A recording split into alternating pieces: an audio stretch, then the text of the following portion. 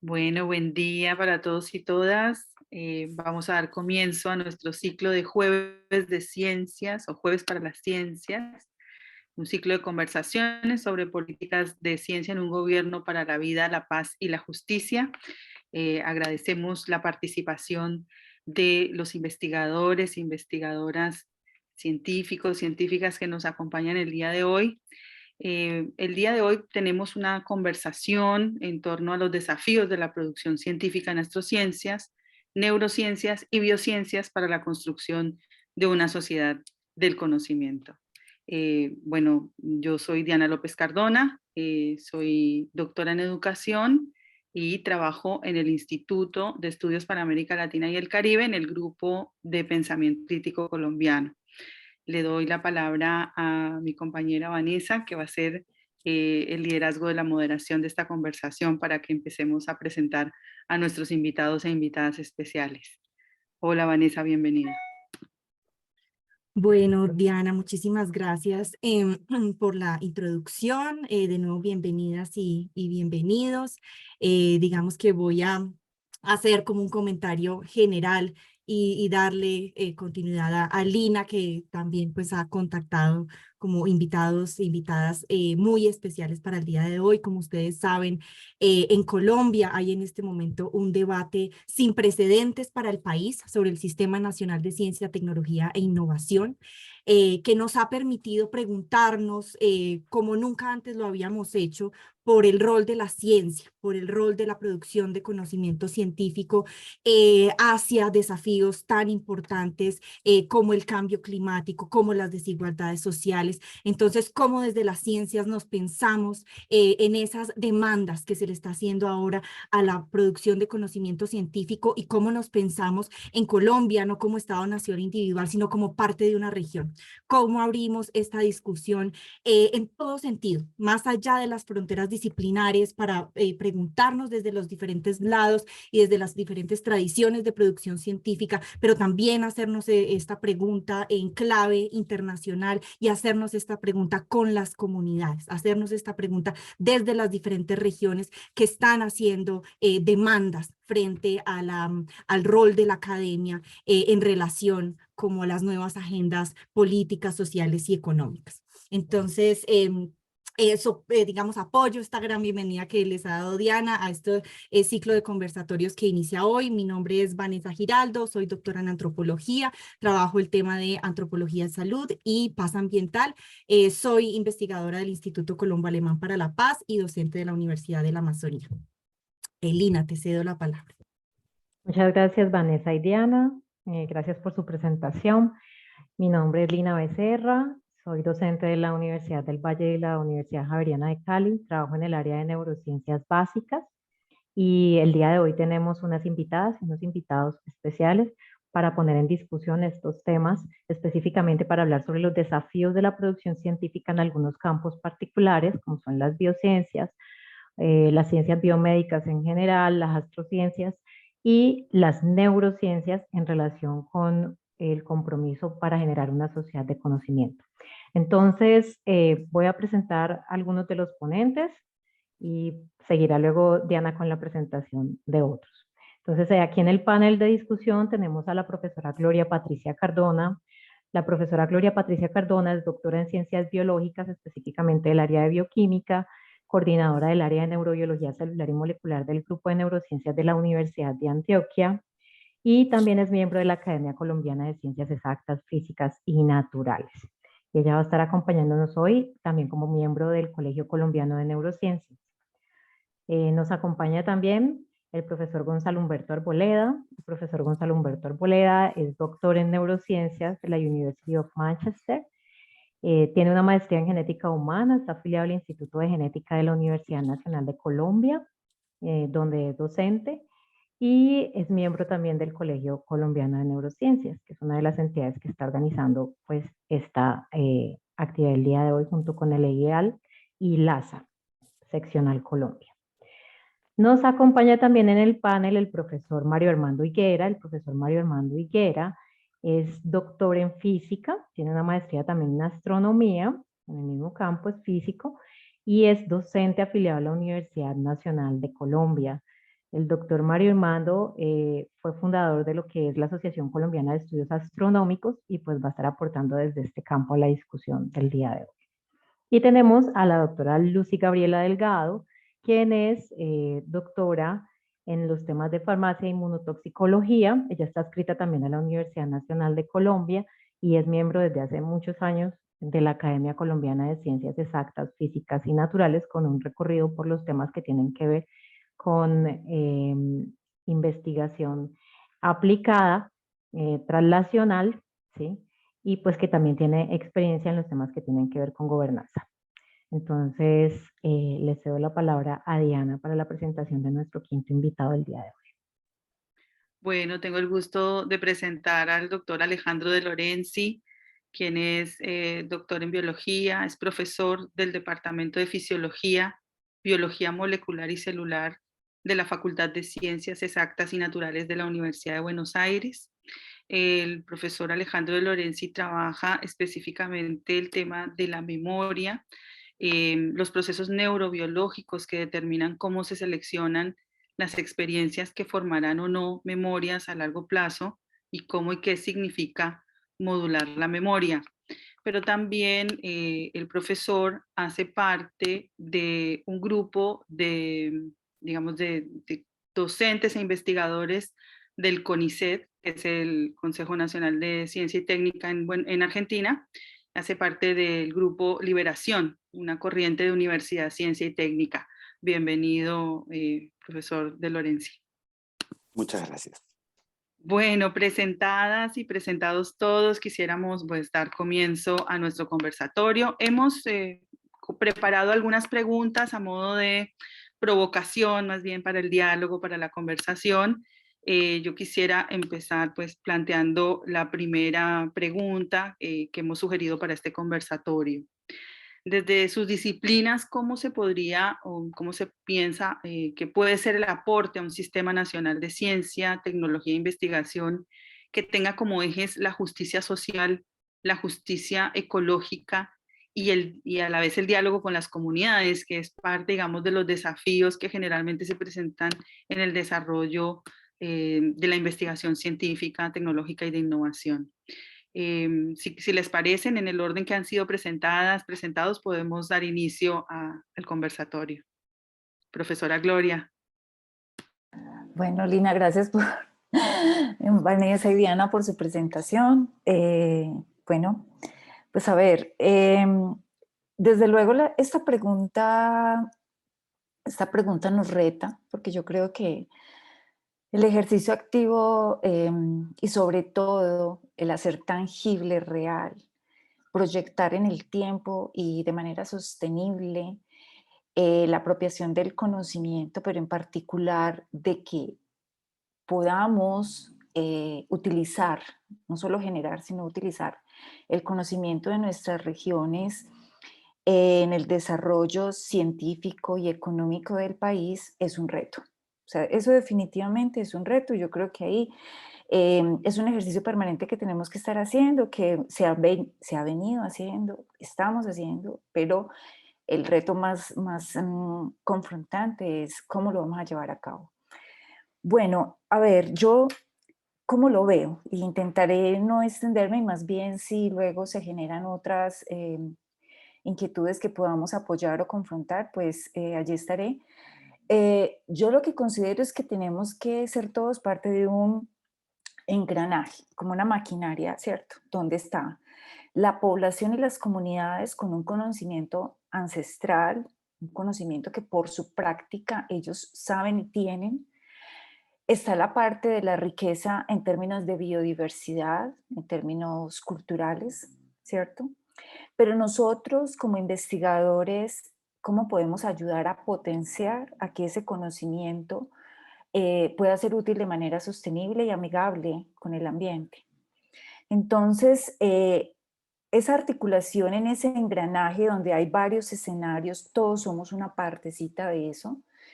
Yo lo veo con el siguiente ejemplo y de pronto aplique para algunos casos en general en la parte agrícola, podría decirlo, pero de ahí se va a derivar un montón de aplicaciones, tanto biológicas como biomédicas, y que es en donde la neurociencia pues tiene su escenario. Entonces, un ejemplo que yo veo como esa parte de esa articulación y ese engranaje para que las diferentes disciplinas puedan aportar a la ciencia, tecnología e innovación es, por ejemplo, eh, el cannabis yo creo que es claro, o los principios activos de plantas que hemos trabajado, hemos tenido la oportunidad de trabajar también con ellos, donde hay un montón de productos y subproductos que se pueden aprovechar de manera diferente.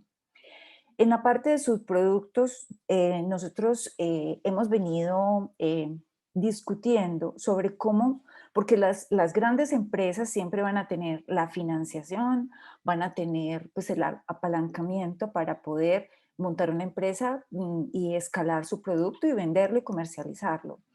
Pero como aquí estamos hablando de poder llevar esto a un punto en el que haya justicia social, entonces donde el escenario donde yo veo esa participación muy clara es, por ejemplo, de qué queda, porque estamos hablando de pequeños, ya de pequeños grupos de familias, pueblos, comunidades, no, o mini empresas, pero no empresas de gran escala.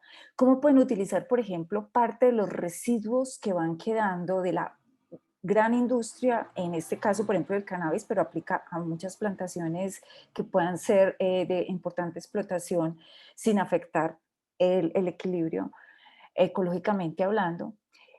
Porque a partir de allí se puede caracterizar, o sea, entran los químicos, ¿cierto? Los químicos farmacéuticos, entran los ingenieros químicos, bueno, de todo este desecho que es en gran cantidad que queda de las hojas, de los tallos, de los frutos, caractericemos qué tipo de moléculas tienen. Y a partir de esas moléculas, entonces vamos a hacer una batería de screening o de tamizaje para evaluar qué efectos tiene, antivirales, anticancerígenos, y en el caso de las neurociencias, pues protectivos, pro plasticidad, digamos, aumento o regulación de neurotransmisores, etcétera, que sería otro de los aspectos que para el dolor, ¿cierto? Muchos otros enfoques que se puedan tener allí. Y a partir de eso, una vez con un conocimiento sólido de caracterización de eso que están cultivando, de eso que las comunidades deben organizarse, a partir de allí ya le sacaríamos, digamos, la productividad con los insumos que tenemos y escalarlo en el tiempo. Entonces ahí hay varios factores que influyen, pero lo voy a dejar de momento allí como el ejemplo que yo considero que sería la manera de hacer justicia social.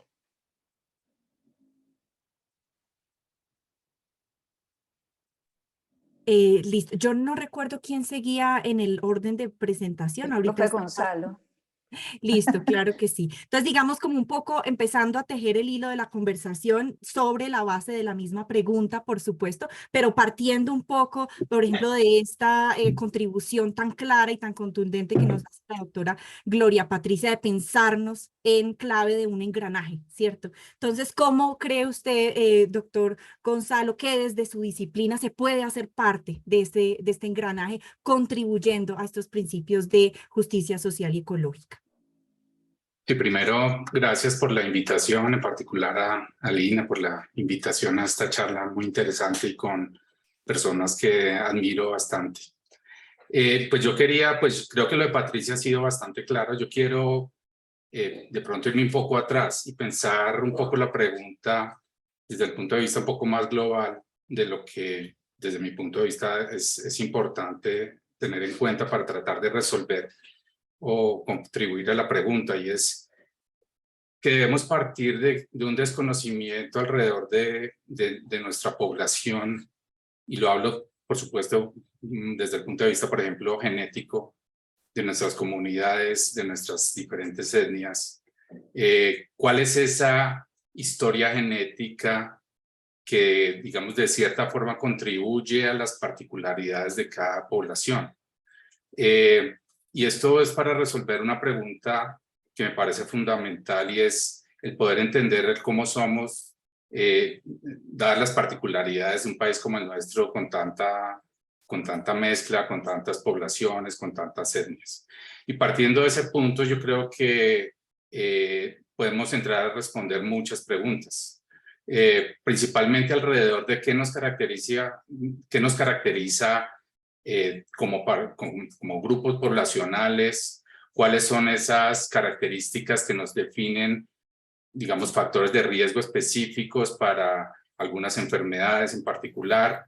Cuando hablo de en mi área en particular, que son las neurociencias, poder entender un poco, digamos, esa carga que en un momento dado en una población puede estar asociado con un medio ambiente particular al desarrollo de ciertas enfermedades que van a ser muy, digamos, específicas hasta de ciertas regiones en particular. Y creo que ese punto de conocer un poco de la historia genética y nuestra historia, digamos, ambiental, muy regional, nos puede abrir, digamos, algunas perspectivas de lo que en este momento no conocemos. Y es, por ejemplo, en las poblaciones indígenas, ¿cuál es la frecuencia de enfermedades neurológicas? ¿Cierto? En las poblaciones afrodescendientes, ¿cuál es la prevalencia, el riesgo de sufrir enfermedades neurológicas en particular? Es algo que nosotros como latinoamericanos en general, como colombianos en particular, pues lo que hemos siempre vivido es alrededor de lo que nos mencionan o la información que nos llega de otras poblaciones, pero realmente no tenemos un conocimiento propio. Y creo que esa es una pregunta muy pertinente para lo que se está pensando hacia adelante. Lo otro, estoy completamente de acuerdo con lo que ha venido diciendo Patricia, o sea, el tratar de vincular ese conocimiento ancestral, y pues no quiero entrar acá de pronto a decir palabras que de pronto pueden sonar, pero cómo ese conocimiento ancestral traerlo a la medicina moderna, entre comillas, ¿sí? A la medicina celular, a la biología celular, a la biología molecular, a tratar de explicar cómo es el efecto que para alguna población el extracto de una planta puede tener como analgésico, como antipirético, como de pronto para mejorar la memoria, etcétera, etcétera. Entonces, desde el punto de vista de la medicina moderna, ¿cómo podemos entender que algunos de esos extractos que utilizan nuestras comunidades puedan llegar a tener, digamos, un potencial muy grande? Y definitivamente alguien mencionaba por ahí en algún momento que nosotros tenemos en Colombia una farmacia que está por descubrirse, ¿sí?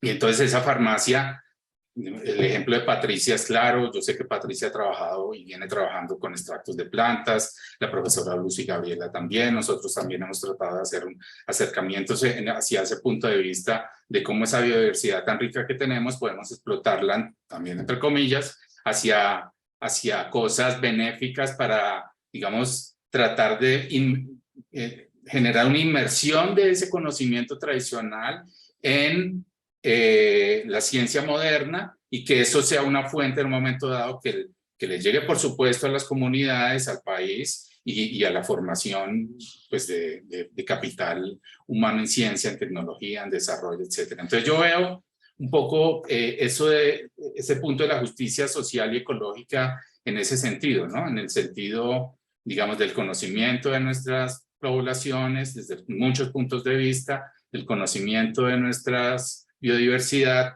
y por supuesto, pues eso, para lograr eso, las personas que venimos trabajando un poco en esto, sabemos que hay que entrar en diálogo con las comunidades en un momento dado, cómo poder acceder a los recursos genéticos, a las muestras de los pacientes en un momento dado. Entonces, por supuesto, eso genera una discusión con las comunidades, y eso lo venimos haciendo hace mucho tiempo los que hacemos investigación con pacientes y con la biodiversidad. El punto es cómo, a partir de lo que ya se ha hecho, digamos, en la academia, en las universidades, cómo podemos llevar eso a las regiones y a los diferentes, digamos, sitios donde eso no ha ocurrido.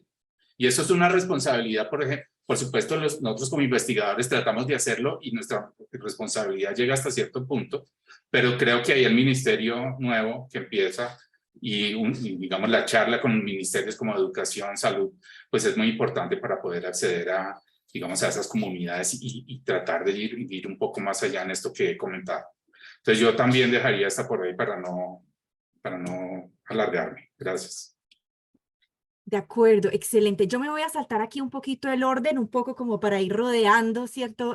Redondeando, perdón, como ciertos temas. Ya, digamos, la doctora Patricia y el doctor Gonzalo han contestado esta pregunta en clave de la conversación con las comunidades y alrededor de la biodiversidad, en particular en el uso de plantas. Y sabemos que la doctora Lucy Gabriela también tiene una contribución en ese sentido, entonces me gustaría darle la palabra a ella un poco como para completar esta idea alrededor de esta pregunta. Muchas gracias. Me ahorro los saludos y los agradecimientos porque me parece una deferencia y un honor estar aquí compartiendo este escenario con todos ustedes. Puntualmente con respecto a la pregunta y a los análisis y como a las reflexiones que han hecho los profesores que me antecedieron y en términos generales esta discusión que se dio, que me parece afortunada en la medida en la que nos pone una mirada y nos pone unos objetivos comunes como nación, y es aprovechar todo el conocimiento, proceda de donde proceda, para procurar mejores condiciones de bienestar, de vida, de salud, económicas, etcétera, donde ese conocimiento pueda ser importante. Creo que aquí hay unas claves que desde que no todo nuevo conocimiento que se genera desde los distintos procesos, no todo nuevo conocimiento podemos tener poder predecir en qué momento se va a usar y si esos usos generan impactos positivos y negativos. Por lo tanto, las conversaciones, tanto por parte de quienes generan ese nuevo conocimiento como de las poblaciones que van a ser impactadas, es un proceso continuo y riguroso. Lo segundo es que en términos de las interacciones entre eso que nosotros le hemos puesto un nombre muy, digamos, muy académico, incluso decimos muy rimbombante, pues es poder encontrarnos y saber que a un mismo proceso o a una misma cosa le llamamos de distintas maneras, pero que estamos hablando de lo mismo, y eso favorece los lenguajes. La medicina ancestral, lo milenario, y en el ámbito estrictamente académico, farmacológico, eso ya le hemos puesto unos nombres como la medicina tradicional, la etnofarmacología, pero en últimas estamos hablando de lo mismo. Entonces creo que esos lenguajes y el respeto por esos lenguajes puede ser un punto de encuentro muy favorable. Ese punto de encuentro favorable también es respeto mutuo, ¿cierto? No es reemplazar los lenguajes, sino complementarlos y usarlos debidamente, comprendiendo que estamos hablando de lo mismo. No porque ahora está de moda hablar de lo ancestral, entonces vamos a dejar de usar los términos académicos que hemos venido utilizando, es respetarnos mutuamente los lenguajes y encontrarnos en las posibilidades de uso del producto de ese conocimiento, de esos procesos. Sin duda alguna, las interacciones y la fuente tan valiosa de conocimiento que hay para dar soluciones a problemas tangibles. En este caso yo trabajo en leishmaniasis y es como la medicina tradicional o la medicina o las soluciones ancestrales son una fuente inagotable y no exclusivamente es una intervención para mirar yo cómo me lucro, qué saco, sino cómo interactúo y cómo yo también puedo darle ese valor agregado a esa población que tradicionalmente ha estado utilizando esos remedios como parte de una solución, quizás en ocasiones más efectiva, o por qué no, que pudiéramos refinarla para que sus salidas terapéuticas o sus remedios puedan llegar a tener un impacto favorable y complementarnos de esa manera. No es simplemente ver a la población no académica como un objeto o fuente de recursos, sino como un sujeto activo de la investigación. Y eso pasa por reconocer y respetarlos mutuamente. Y termino diciendo algo que en la discusión mediática que se dio sobre este tema y que seguramente suscitó esta reunión o este panel de hoy, es que no necesariamente todo el nuevo conocimiento que ya la humanidad ha demostrado que es el más valioso en términos de ese impacto disruptivo, bien sea en un producto o en un servicio, proceda o no del método científico, ese nuevo conocimiento es muy difícil, por no decir imposible, predecir en qué momento se va a utilizar. Cuando Watson y Crick, que realmente fue Rosalind Franklin, y no me considero muy feminista, pero hay que basarnos en la realidad y reivindicar quienes con méritos hicieron sus trabajos, describen que la unidad funcional mínima de esas células se llama ADN. Nunca se imaginaron los impactos, el uso y lo que la vida nos iba a cambiar con el conocimiento que procedió del saber por el saber, del conocimiento por el conocimiento. Entonces, cuando a veces caricaturizamos del otro lado, así como se caricaturiza y se minimiza el valor tan grande que tiene la ancestralidad y los conocimientos ancestrales, llegan al punto de caricaturizarse, también nos caricaturizan e incluso estigmatizan al que hace investigación por investigación, conocimiento por el conocimiento. Entonces el investigador que hace investigación fundamental hoy termina satanizado porque entonces no le sirve a la población, no representa algo que traiga un beneficio tangible, entonces hay que eliminar a ese investigador. Creo que esos son lenguajes absolutistas que nos impiden un lenguaje fluido para complementarnos y, como decía la profesora anteriormente, para hacer ese debido engranaje donde todos nos consideremos piezas absolutamente valiosas para aportar con nuevo conocimiento, con pensamiento crítico al desarrollo de nuestra sociedad y hacer eso que mencionan, que me parece además muy lindo, la famosa justicia social, justicia ambiental derivada de los procesos asociados con la academia y la ciencia.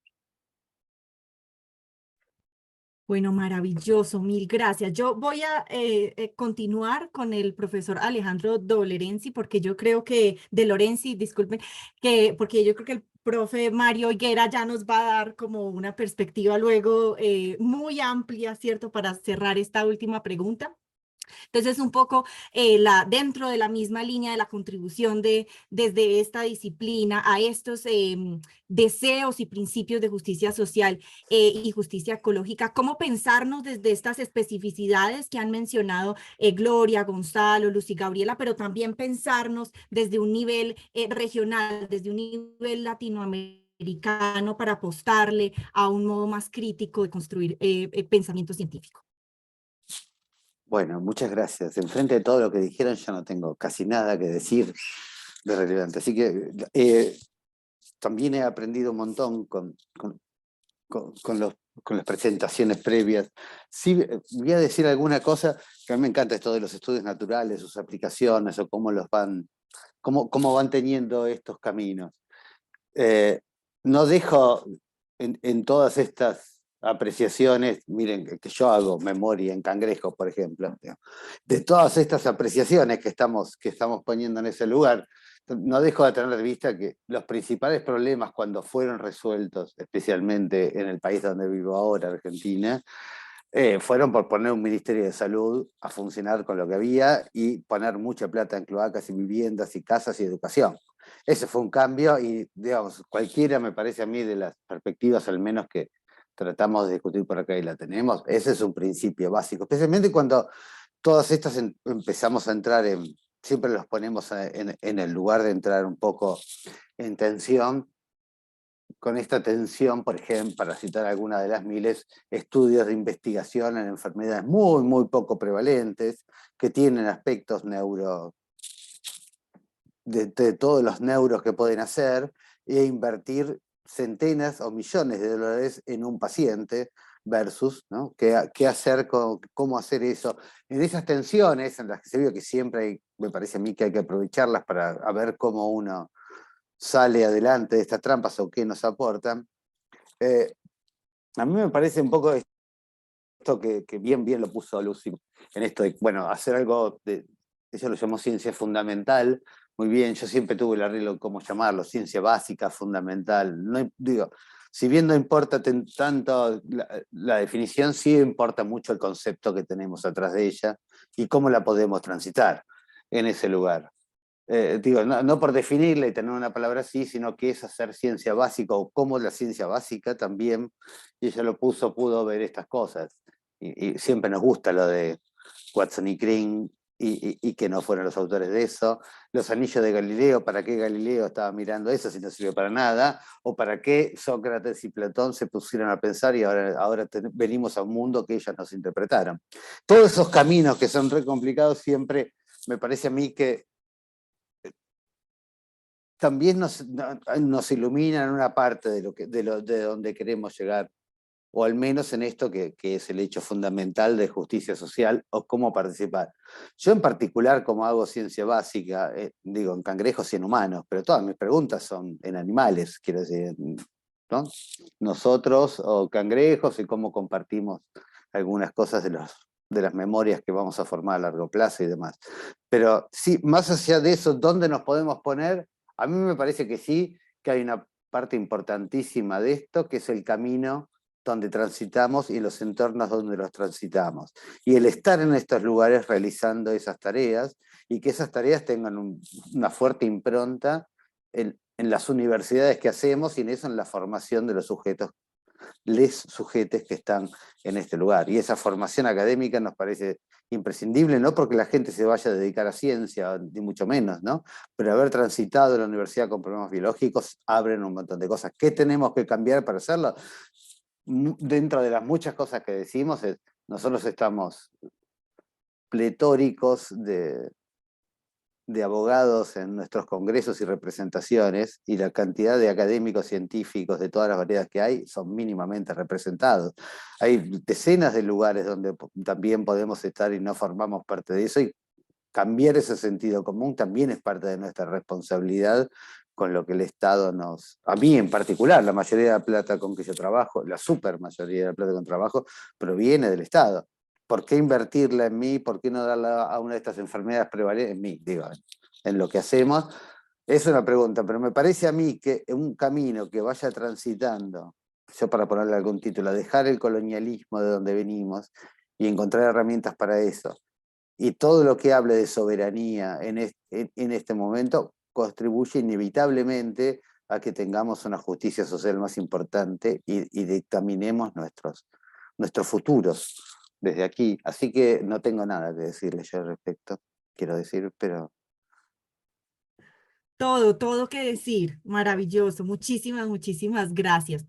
Bueno, y cerramos con el profe Mario Higuera, que además yo celebro muchísimo que esté en esta conversación, porque a veces desde el desconocimiento, por ejemplo, hay pues como preguntas, bueno, cómo estas disciplinas, la astronomía, la astrofísica, puede pensarse alrededor de estos temas de la justicia social y la justicia ecológica. Sin embargo, de manera digamos, muy gratamente sorprendente, han sido muy activos en este debate que hemos tenido ahora sobre ciencia y han hecho aportes fundamentales. Alguno de ellos me decía algo, y no con esto quiero, por supuesto, profe, orientar la respuesta, pero me decía algo bellísimo, y es que un niño en una comunidad afro en Ismina Chocó pueda preguntarse por la vida de las estrellas es también justicia social. Y yo dije, qué gran aporte que se puede hacer desde estas disciplinas a pensarnos en una sociedad del conocimiento. Entonces le doy la palabra, profe Mario, para continuar esta discusión. Gracias, Vanessa, y a todos los participantes, y qué bonito poder entrar a plantear desde este mundo de la astronomía la aproximación que tú planteas, Vanessa, porque algo innato en todo ser humano, y que es un punto a favor del estudio del universo y del estudio del cielo, es que cualquier persona siente admiración al observar el firmamento. Y eso causa en ella una digamos, cosmovisión personal. Ahora, ¿cómo se orienta esa cosmovisión personal? Ya es una función de la sociedad. Manteniendo una palabra clave que mencionaba Lucy Gabriela, y es el respeto por los universos que cada individuo construye, y en el cual imponer uno u otro resulta ser de pronto el problema que hace que la sociedad, en lugar de converger en un proceso de construcción colectiva, retomo palabras, ande buscando cómo imponer modelos o imponer creencias. Y esta discusión en la pregunta de justicia social me lleva a mirar lo que le ha pasado a la astronomía a lo largo de los años. fíjense que también hubo y sigue manteniéndose un poco ya más suavizado la discusión entre la religión y la astronomía. ¿Qué es el universo? ¿El universo es una creación de un ser supremo o es un proceso regido fundamentalmente por las leyes de la naturaleza? Y esa discusión que planteó y llevó personajes a ser sacrificados por su forma de pensar, de pronto rompiendo el esquema de una concepción religiosa, tuvo momentos en los cuales finalmente se llegó a puntos de acuerdo, a tal punto que si recordamos a Galileo, Galileo fue condenado por la Inquisición por su principio de argumentar en favor de Copérnico de que la Tierra es un planeta que gira alrededor del Sol, y 400 o 300 años después, la Iglesia tiene que decir, no, hemos cometido una mala apreciación o hemos actuado injustamente frente a una discusión científica. Pero si tú le preguntas al común de las personas cuál es su cosmovisión en ciencia del universo, aunque sienten admiración por esa ciencia que está allí, ellas le van a decir finalmente yo creo en Dios y mi vida está regida por un comportamiento religioso, sea cristiano, musulmán, judío, de alguna religión de Oriente. Y entonces el entorno ahora tiene como un tercer elemento, no solamente es la ciencia vista desde las grandes líneas de producción científica en las cuales estamos nosotros, y cada uno de los académicos que está aquí tiene una línea científica depurada con el crecimiento a lo largo del tiempo de la línea de investigación, de las áreas de investigación. Ese es un grupo. Está el grupo que dice yo hago una aproximación a la ciencia desde mi entorno natural, esa es la justicia. Yo también quiero que mi entorno natural pueda ofrecer elementos de discusión académica desde el principio de las comunidades ancestrales. Una nota adicional, toda la ciencia tuvo un punto de partida de una comunidad ancestral. Hablábamos de Platón, hablábamos de Galileo. Ellos no fueron personajes que sacaron de su nicho de cabeza todo el concepto, sino que lo aprendieron de otros. Para que Galileo mirara los satélites de Júpiter, no tuvo sino que ir a una plaza y encontrarse que había mercaderes promocionando unos instrumentos novedosos que eran unos lentes de ópticos que hacían las funciones de amplificar imágenes. Y eso era un conocimiento, digamos, de la comunidad. No fue un laboratorio de investigación el que desarrolló el telescopio, es un producto surgido de la comercialización de lentes que apareció en Europa en un momento dado. Entonces, el conocimiento siempre tuvo un punto de origen en algo ancestral y que se fue madurando hasta llegar al día de hoy. Y ese conocimiento ancestral de comunidades que hoy en astronomía sería la etnoastronomía, adquiere valor, y el observatorio ha conocido grupos poblacionales en La Guajira y en Amazonas que tienen una cosmovisión del universo muy interesante, con coincidencias en algo a la visión occidental de cómo se identifica los procesos del universo. Pero el tercer grupo que entra en discusión aquí es lo que dicen, a mí no me interesa saber si la ciencia tiene una rigurosidad dada por toda la herencia occidental o si es la chamánica que viene, digamos, de nuestras tradiciones ancestrales, sino que yo simplemente creo en un Dios y lo demás es que mi vida está regida por ese comportamiento y no me interesa más. Y ese tercer grupo hay que tenerlo en cuenta porque es el dominante. En estas discusiones científicas podemos tener un grupo que es muy apático y que es el gran problema. Hoy en día, la nota es, ustedes encontrarán, y es una frase que se repite mucho, en cada barrio siempre habrá una casa de culto religioso, pero por cada casa de culto de pronto encontrará un tercio de una escuela o universidad, menos una universidad. Es decir, ese otro público que no le interesa tomar la ciencia como un objeto propio para descubrirla, sea siguiendo el proceso de entrar a una escuela como un colegio, una universidad, o sea porque viene de una población que también tiene su propia etnociencia, digamos, la forma de entender su entorno, sino que simplemente ya ve eso como algo que no le interesa y es el dominante, es la población dominante. Esa es la población a la que todos debemos de alguna manera recoger y atraer. Bueno, mil gracias. Esta primera pregunta creo que ha sido supremamente provocadora y maravillosa. Aquí Lina, que es nuestra mente detrás de todo esto, está tomando atenta nota y le doy la palabra a ella con la siguiente pregunta. Bueno, me gustó mucho oírlas y oírlos. Yo estoy haciendo pues la parte de la relatoría. Hay algunas cosas que creo que quedaron claras y que me parecen fundamentales dentro de esto que se ha trabajado y es esta consideración de las diferentes formas de pensamiento de los imaginarios colectivos y la necesidad que yo creo que identifica a cada una de las personas que está aquí de incrementar la posibilidad de trabajo en cosas específicas que se puedan derivar de esa sabiduría ancestral, sobre todo en la parte del trabajo con plantas, lo que es bioprospección, extracción de moléculas, pero siempre partiendo desde el respeto mutuo de los conocimientos y de la conciencia de que estos elementos son elementos que probablemente se vengan trabajando, que tienen una traducción y que lo que hay que hacer es como mejorar ese ámbito del lenguaje que estamos utilizando y sin que este enfoque excluya lo que llamamos la ciencia por la ciencia, ¿sí? Que obviamente, pues, como decía la doctora Gabriela, es impredecible en un futuro la aplicabilidad y hemos tenido ejemplos en Colombia de eso. El trabajo de Ángela Restrepo es uno de ellos. Pero también considerando las particularidades de nuestra sociedad y las necesidades, pues, que la ciencia puede digamos, resolver o aportar a su solución, ¿cierto? De alguna manera, sin perder los dos enfoques. Ese sería como el resumen. Yo tengo una pregunta para ustedes, que parte de un sesgo aquí personal mío, que considero importante y es desde sus ejercicios académicos, porque además de la ciencia también tienen ejercicios académicos, ¿sí? Son personas que se dedican a la educación y que han trabajado en educación. Y desde esos ejercicios académicos yo siempre he sentido una necesidad de la mezcla de esto que es lo que producimos en ciencia con la traducción de esa ciencia y el paso de esa ciencia a las comunidades. Y pues como ustedes mencionaban ahorita, hay unos términos que se van poniendo en escena, ¿cierto? Que se ponen de moda. Ahorita estamos trabajando mucho con lo que se llama apropiación social del conocimiento.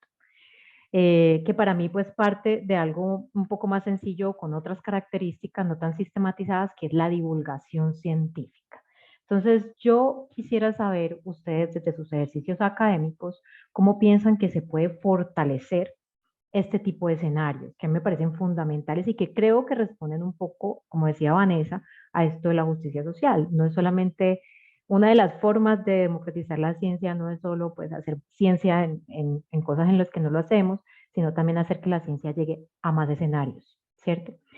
¿Cómo creen ustedes que pueden contribuir desde sus escenarios académicos o qué ejemplos nos pueden dar? La profe Patricia. ¿Seguimos en el mismo orden?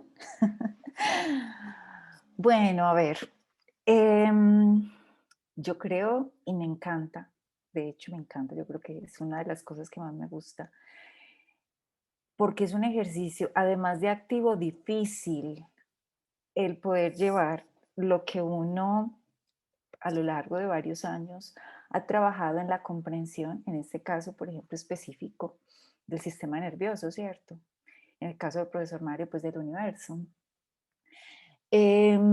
Llevarlo a palabras donde los demás se puedan encantar y sean palabras sencillas, asequibles, pero que tú como investigador sientas que tú no estás, entre comillas, vulgarizando el vocabulario, sino que tú estás haciendo de alguna manera volverlo, insisto, es un ejercicio activo, constante, y no porque lo hayas hecho una vez quiere decir que ya lo sabes hacer, de poetizar, de impactar con las palabras, con los hechos, con la experiencia, lo que es el conocimiento y qué significa para tu vida ese conocimiento.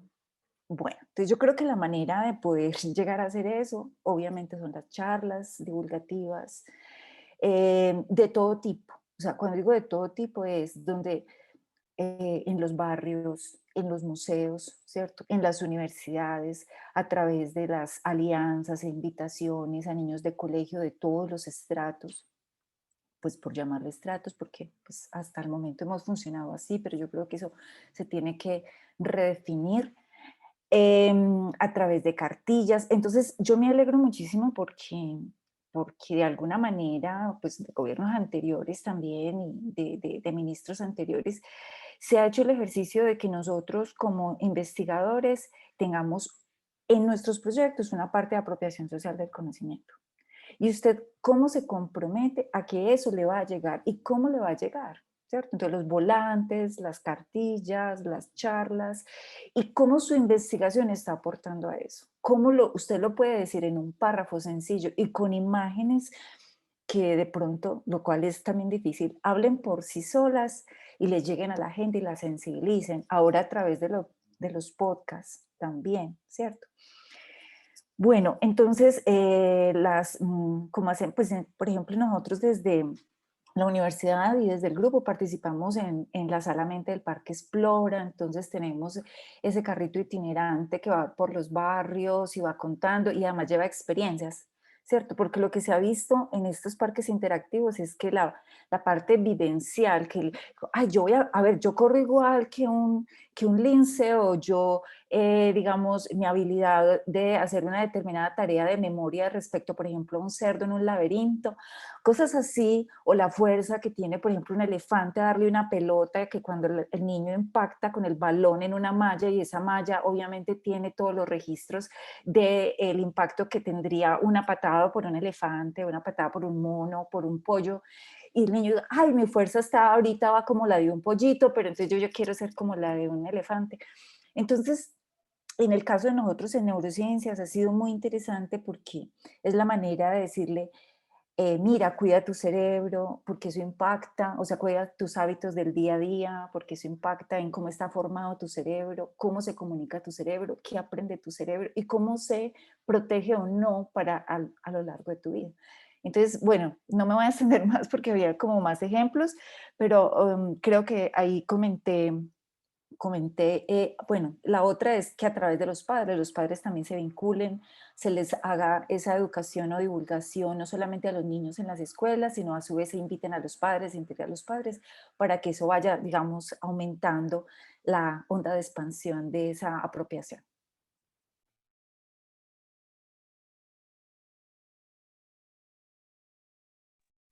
Bueno, profe, muchas gracias por tu respuesta. De hecho, Parque Explora es uno de las iniciativas en divulgación que yo más admiro aquí en Colombia y me parece sensacional. Yo creo que muchas ciudades envidiamos Parque Explora, lo tenemos como un referente. Bueno, entonces seguimos con el profe Gonzalo. Profe, te escuchamos.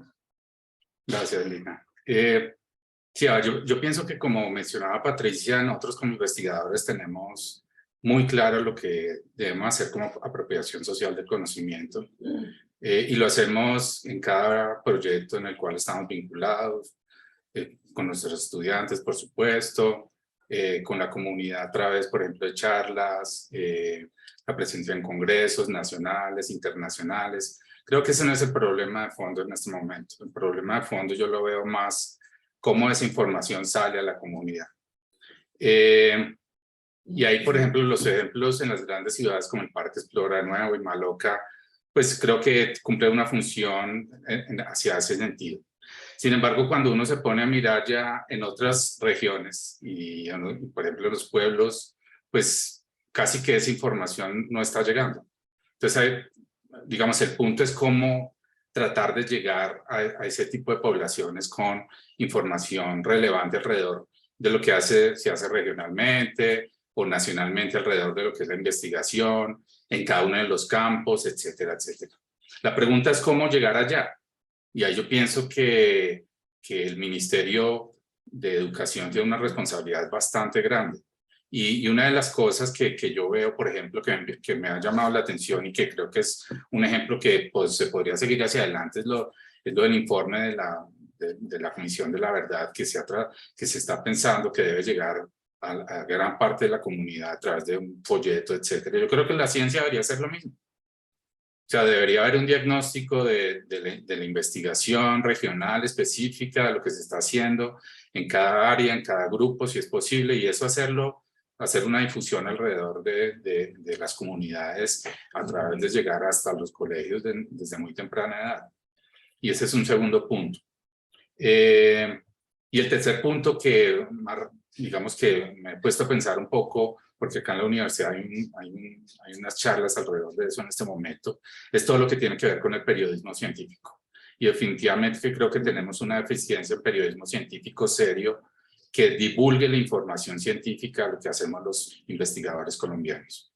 Yo a veces oigo radio y uno se da cuenta que los del radio, ni la televisión, ni la prensa les interesa ni saber, ni la opinión de los científicos colombianos. Se van por allá a España, a Estados Unidos, a Europa, a buscar las respuestas que seguramente, estoy seguro que para todas las áreas temáticas de investigación existe alguien en este país que está metido en los más recónditos escenarios de la investigación, ¿sí? Que terminan siendo muchos ejemplos como los que comentó la profesora Lucy, de gente que hace investigación básica, básica, y que seguramente hasta en esos campos tenemos personas que son capaces de generar información. Entonces, yo pienso que el periodismo científico y la formación en periodismo científico, y que ese periodismo llegue a las comunidades de alguna forma, es una responsabilidad muy grande. También, por supuesto, no es responsabilidad de nosotros los investigadores, pero sí debe haber a partir del Ministerio de Ciencias digamos, un fomento a que eso se haga en este país, que realmente no se hace. Yo dejaría por ahí esas ideas, creo que es lo que me interesa mencionar.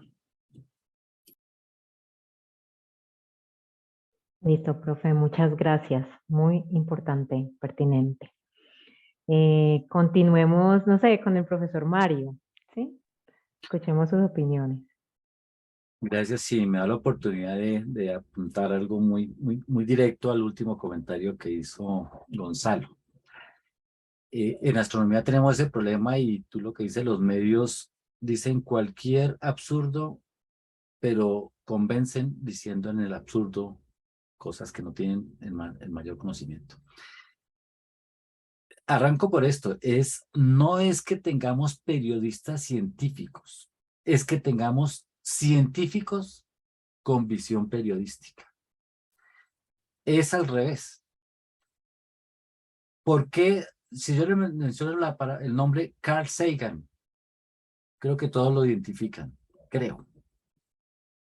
Él era un científico de NASA, el JPL, que tenía una pasión por la divulgación y construyó el programa Cosmos, y es el programa que más ha impactado a jóvenes desde 1982, con una segunda versión ahora hecha por la National Geographic, que atrae la atención hacia la ciencia y fundamentalmente hacia la astronomía, porque es el área de él. Y en el observatorio lo hemos discutido, es que el científico debe cumplir un segundo rol, no solamente haciendo ciencia, porque también digo, no es que sea un poeta hablando de la luna, sino que sea un científico haciendo poemas de la luna, es decir, que lleva su ciencia al otro escenario y lo puede enriquecer, porque el eje fundamental de su trabajo es la ciencia. Entonces, no es poetas narrándole a la luna, sino científicos haciéndole poemas a la luna. O, más grave, es no administradores manejando la ciencia o políticos manejando la ciencia, sino científicos entrando en el rol de la administración de la ciencia o las políticas en ciencia. Y creo que ese es un papel que no estamos cumpliendo. Entonces es algo por transformar. Y ya en divulgación, sí, el Observatorio Astronómico y la Universidad Nacional tuvimos tampoco es, y ese es el segundo punto de discusión, no es construir centros, aunque valoro el esfuerzo de Maloca y el Parque Explora y muchos centros, pero son estáticos. Y el centro lo que hace es, yo estoy aquí, vengan y conozcan lo que yo tengo. Esa es una forma de aproximarse, es buena. Pero la otra, como le hicimos en la Universidad Nacional con el carro de la ciencia y el maletín de la ciencia, es que logramos con un proyecto con ciencias tener un auto en el cual montamos un telescopio, montamos unas cartas celestes, un laboratorio de ciencias hecha por el Museo de Ciencia del Fuego, y se fue ese carro moviéndose por poblaciones en Colombia en donde no teníamos ni planetario, ni observatorio, ni nada. Entonces, el camino que el científico vaya a ese campo y no espera que el campo venga a visitar al científico. En ese sentido, deberíamos construir un escenario en el cual ahora sí hacemos una justicia, porque los conocimientos tienen orígenes diversos, pero hay un conocimiento que se ha madurado a lo largo de la historia, entonces hay que aproximarse a esas regiones donde probablemente es un nicho por crecer y se puede, digamos, compartir la experiencia y también conocer su forma de ver, en este caso la astronomía, porque es mi ciencia de referencia. Entonces es cómo nos movemos y hacemos tarea de campo y no esperamos que el campo venga al planetario, venga al Museo Maloca, Parque Explora, porque finalmente hay personas que nunca llegarán a esos sitios. Es el punto ahí que dejo para la discusión. Muchas gracias, profe Mario. Completando la perspectiva desde el otro lado, desde llegar al lugar. Bueno, yo creo que podemos seguir con la profe Gabriela. Profe, te escuchamos. Vale, muchas gracias. Yo de aquí tengo mucho que decir, escuchándolos además. Tú empezaste la pregunta con un tema de moda y que tiene que ver con el tema de políticas públicas. La apropiación social del conocimiento debe ser un eje fundamental de las políticas públicas porque el éxito de cualquier política es la apropiación por la mayor cantidad de ciudadanos, sean o no científicos o sean o no del área. Entonces, cuando uno habla de política, habla de distintos instrumentos y a su vez de distintas actividades. Por lo tanto, no hay planes absolutos, sino cada área, cada eje pudiera tener acciones diferenciales, todas conducentes a cumplir el mismo objetivo de esa famosa apropiación social. En términos de conceptos, no solo de definiciones, yo interpreto y creo que hay mucho consenso en términos de qué significaría la apropiación social. Es el transmitir y que ese conocimiento transmitido sea comprendido, apropiado y hasta defendido por una población que no necesariamente sea la población académica. Y en ese sentido, esa transmisión de conocimiento se hace de distintas maneras. El profe Arboleda mencionaba algo súper importante, es la docencia y el papel que juegan los profesores de la educación a todos los niveles, porque no solamente podemos decir que en la educación superior estamos los científicos, no, todo el que tenga pensamiento crítico es la cuota inicial sine qua non para empezar un proceso de investigación científica o de generación de conocimiento también derivado de la creación. Entonces, el aula es importante y transmitir ese conocimiento por parte de quienes lo generan, digamos, suma esfuerzo para que esos niños, jóvenes empiecen a generar sus vocaciones científicas, si es que fuera el caso, porque no todos tienen que ser científicos. Ahí discrepo un poco con el profe Higuera, amigos de luchas, pero yo creo que no es que todos tengamos que hacer lo mismo, que todos nos volvamos toderos. Yo creo que una sociedad de conocimiento funciona mejor en la medida en que cada quien haga muy bien lo que le toca. Teniendo y guardando unos mínimos de rigor por ese lenguaje para que la transmisión del conocimiento sea lo más cercana a la verdad, que es el propósito de la ciencia. Y yo creo que lo vimos muy bien con COVID, en donde los periodistas a fuerza de ensayo-error ya no le decían la bacteria o el parásito al virus, sino que pudieron entender y con un lenguaje muy técnico yo les puedo decir que la mayoría de los periodistas que por lo menos han tenido contacto con nosotros o conmigo en este marco de la pandemia ya empleaban y entendían muy bien la diferencia entre un virus, un parásito, una bacteria, e incluso a discriminar la naturaleza de las vacunas que se empezaron a aplicar sin tener mayor conocimiento de saber si una marca era de una o de la otra, pero podían entender esos mínimos de que de pronto las vacunas de RNA estaban recién ingresadas a la historia de la humanidad, mientras que habían otros modelos o plataformas. Es decir, esa transmisión de conocimiento se hace desde el rigor y la excelencia de quien dice ser una autoridad en el tema, hasta la apropiación de personas no académicas que entiendan el rigor y que se apropien de ese conocimiento para transmitirlo a su vez y para defenderlo. Yo quiero compartirles también, creo que también otra parte que nos hace mucha falta y que por mi poca experiencia puede ser muy idiosincrásico, y es el sobredimensionar nuestros hallazgos. Entonces, nosotros no podemos hacer promesas de valor que no tengan nuestras investigaciones, incluso dentro de la honestidad, presentarlas con las limitaciones que se tienen. Cuando uno ve anuncios rimbombantes que Colombia tiene el primer método para hacer y reemplazar la PCR, uno dice con cautela, eso no es cierto, tiene estas limitaciones.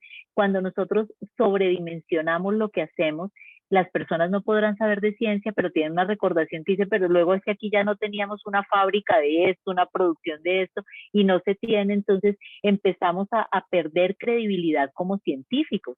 Es poner en sus justas dimensiones las bondades y las limitaciones, que creo que una de las más importantes es el pensamiento crítico de quienes decimos hacer ciencia, y reconocer los trabajos de los demás. No siempre exaltar nuestro trabajo, sino tener la capacidad, incluso como científicos, que decimos hablar un mismo lenguaje, que decimos reconocer, y nosotros sí entendemos lo que los otros no entienden, cómo no somos capaces de tener generosidad, de reconocer los trabajos y los alcances de los demás. Y eso sí lo veo muy favorable en otras latitudes.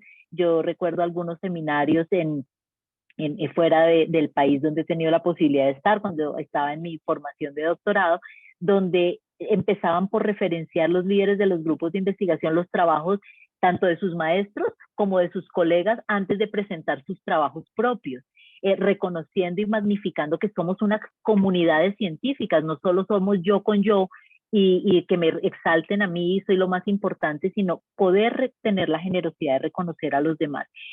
Termino diciendo algo que creo que es muy importante en esto de la apropiación social. El tema de las publicaciones no es un asunto menor. Publicar, y entonces empezamos con que he tenido la oportunidad de escuchar unos argumentos que a mi juicio resultan débiles. Es que yo sí produzco en español porque a mí sí me interesa la comunidad. Yo les aseguro que ni aún en español los tecnicismos que empleamos son capaces de ser apropiados o comprendidos por una comunidad que no trabaja en el área. Entonces no podemos defender bajar los estándares de la rigurosidad, de la evaluación por pares, de la comunicación de la ciencia, justificarla en que yo sí estoy apropiando el conocimiento. Y tenemos en Colombia el mejor ejemplo de lo que es apropiación social de conocimiento, por lo menos que yo conozca, exitoso en salud. Es un gusano que ha afectado todas nuestras poblaciones, le llaman la ceguera de los ríos a la enfermedad que produce este gusano. Es un parásito que técnicamente se llama oncocercosis y es transmitido por las moscas negras, y hacia mediados de los años 60 se reporta en Colombia el primer caso que tiene un alto impacto en población infantil. El gusano se puede ver en los ojos y hace que se pierda finalmente la visión si no es tratado a tiempo, si no es diagnosticado a tiempo, etc. Los científicos colombianos encontraron en una sustancia química, para no hacer propaganda, que tenía propiedades contra ese gusano, y se publicó con todo el rigor en una revista prestigiosa que fue sometida a evaluación por pares, y se le dio el valor y la originalidad de ese trabajo, donde se permitía o se validaba más bien el hallazgo de que esta sustancia química, de que ese elemento podía ser útil para el control de este gusano. Posteriormente se hicieron todos los estudios clínicos guardando todo el rigor ético de lo que representa un estudio clínico, y posteriormente se hizo el gran estudio de campo con fines de cumplir una meta de la Organización Mundial de la Salud, que era la eliminación de la oncocercosis. Eso tardó al menos unos 5 años. Les aseguro que a la población no académica, ni a los niños, ni al que no sabía leer ni escribir de las poblaciones afectadas de Colombia, les entregaron el artículo. Lo que hicieron fueron unas piezas divulgativas hermosísimas, sencillas, de solo gráficos, que se las entregaron a los niños de las escuelas, que fueron los maestros de sus papás, para decirles: ahora nos tomamos las goticas de este medicamento conforme dicen, para lograr ese gran impacto de que Colombia en el 2013 se declarara el primer país del mundo libre de oncocercosis. Todo eso surte un proceso maravilloso de apropiación social de conocimiento, donde los niños, sin poder siquiera ver en un microscopio el gusano, entendieron la importancia del control del vector, o sea, de la mosca, del control de los ríos para que las larvas allí no se... O sea, tenía un impacto ambiental, un impacto sanitario. más ejemplo de apropiación social, donde cada quien hizo bien lo que le tocaba hacer. Los científicos, por lo menos yo soy pésima haciendo diseños, me quedan horribles los dibujos, ese no es mi fuerte. Entonces se contrata, se consigue, se coopera con los mejores diseñadores, con los mejores antropólogos que sean capaces de traducir lo que estamos logrando en el laboratorio, lo que se está logrando desde esa investigación allá escondidos en un laboratorio, para que tenga un impacto social favorable para la sociedad. Aquí dejaría. Listo, profe, muchas gracias. He tomado atenta nota de las recomendaciones. Vamos a cerrar esta pregunta con la participación del doctor Alejandro.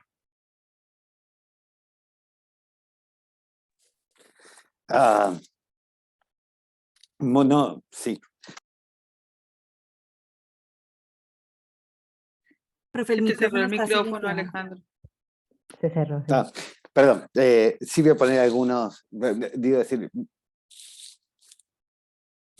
de nuevo, yo estoy plenamente de acuerdo con todos los matices que todos tenemos, más o menos, me parece a mí, la misma visión de la importancia de esto de tomar, de que la sociedad tome conocimiento, una sociedad de conocimiento. Sí, por ahí sería interesante reflejarles a ustedes, así como ustedes conocieran este desarrollo que Gloria contaba de exposición en algún stand y demás. Acá hace unos más o menos 15 años se abrió muy cerca de la ciudad de Buenos Aires, pero más bien alejado de los barrios ricos, instalado en los barrios pobres o en las zonas menos elegantes de la ciudad, lo que llamamos Tecnópolis, y se llamó Tecnópolis durante mucho tiempo. Solo para mirar las consecuencias de eso, buena parte de la sociedad la terminó calificando como Negrópolis, porque es una muestra muy grande donde muchos lugares de todas estas experiencias de conocimiento que pasan, digo grande porque ocupa varias hectáreas y tiene muchas, volvió a poner en acento lo que fue una transición de unos 10 años o 14 años más o menos, me imagino yo, donde durante décadas, o al menos que soy chico, los científicos, los aconteceres científicos, pero en particular les científicos, diríamos, ahora que estamos acá, éramos como hippies que tocaban la guitarrita y hacían lo que les guste, ¿no? Esa parte del sentido común se quebró con el tiempo y no es más considerada así. Hay algo, entonces, me parece que una de las tareas, cualquiera, más allá de apropiarse del conocimiento, es pensar una cosa es apropiarse del conocimiento y otra cosa es cómo romper el sentido común, ¿sí? Y aislar y dejar que estén aislados o con estas subjetividades tomadas acerca de la no importancia del conocimiento, que es reflejado, y eso sí no ha sido muy exitoso, al menos acá en Argentina, y mucho menos ahora, porque la derecha en los lugares donde puede lo desarrolla muy intensamente, que es una especie de educación secundaria, especialmente y primaria, muy utilitaria, ¿no? Todo para hacer pasantías en algunos negocios y demás, dejando de lado la astrofísica en deporte, la filosofía ni hablar, todas esas cosas empiezan a decrecer y después se notan un montón los ingresos a la universidad, que son una complejidad, por ejemplo. Y esa es una herramienta que me parece a mí que está presente antes, en este marco que hablamos de cómo los gobiernos de índole progresista o en busca de la justicia social tiene que estar, me parece que es un eje fundamental de cambiar, al menos acá, la estructura de los colegios, de las educaciones en todo. Todas las otras herramientas son importantes, pero me parece que parte de eso es cambiar el sentido común de la sociedad. Y en eso el compromiso de los científicos es la parte importante, y ahí me parece que hay también una tensión muy grande entre los científicos acá que proponemos que eso es relevante, y hay que llevar primero una lucha, una confrontación muy interna con muchos de nuestros colegas que piensan que eso no es tarea nuestra, que lo tiene que hacer el Ministerio de Educación y no tenemos ningún rol que jugar en eso porque hacemos ciencia académica y nos preguntamos otras cosas. Así que me parece que a mí me gusta lo que dice mucho Lucy de esto, yo lo pondría en los lugares, ahora se nos fue, pero porque me divierte más a mí, ¿no? Estas biodiversidades también presentes en las diferentes maneras de enfocarnos hacia estas problemáticas. Pero de todas maneras, todas estas biodiversidades sí tienen que tener algunos puntos en común. Y si bien podemos tener muchos programas alternativos para proponerlos, sí hay una fuerte confrontación que llevar adelante desde el aspecto político, a decir, la educación es importante en su momento, y de nuevo, ¿no? Esta educación donde los chicos no saben programar y usan en su vida diaria todos los móviles con que andan, es una limitación muy importante para el no desarrollo. Me callo. Porque... Bueno, no, agradecemos enormemente las respuestas a esta pregunta, que por demás profundamente inspiradora, y que creo que pues a todos, tomando un paso atrás, todas estas experiencias, todas estas estrategias nos llevan a pensar que más allá como de estas posibilidades didácticas, pedagógicas, de apropiación social del conocimiento, están las preguntas de fondo de para qué hacer ciencia, con quiénes hacer ciencia. Y que a veces eso implica o a veces no, siempre implica una conversación profunda, un diálogo con las comunidades, pero empezando con la comunidad científica, ¿cierto? A veces no solamente un diálogo, sino un debate, ¿cierto? Dentro de la misma comunidad científica alrededor de estas preguntas. ¿Para qué? ¿Para quiénes y con quiénes? Hay preguntas del público maravillosas. Les invito a todas y todos a leerlas. Vamos a pasar a nuestra última pregunta, y si nos queda un rato daremos paso a las preguntas del público, pero en caso de que el tiempo sea limitado, por favor léanlas, y muchas gracias por la participación. Gracias, Vanessa. Bueno, muchas gracias a todas y todos por este bello conversatorio. A mí me han surgido también, y a propósito de esta última pregunta, esta reflexión respecto de lo que plantea Lucy y también Alejandro, un poco también lo menciona Mario, respecto del desarrollo de la actitud científica, porque me parece que si bien es muy importante el tema de la divulgación y debe ser parte del compromiso, yo estoy plenamente de acuerdo, también, bueno, desde mi perspectiva como filósofa, esta preocupación por el desarrollo de un pensamiento crítico, como lo decía Lucy, que debería estar ligado al proceso de desarrollo de una actitud científica, también, digamos, en las comunidades educativas, es decir, cómo hacer para que la carrera científica le aporte a esa construcción de una propuesta curricular donde se incentive, se promueva y se generen espacios y ambientes educativos acordes a ese desarrollo. Y un poco también pensar en la carrera científica misma, ¿no? Como la carrera científica es muy elitista.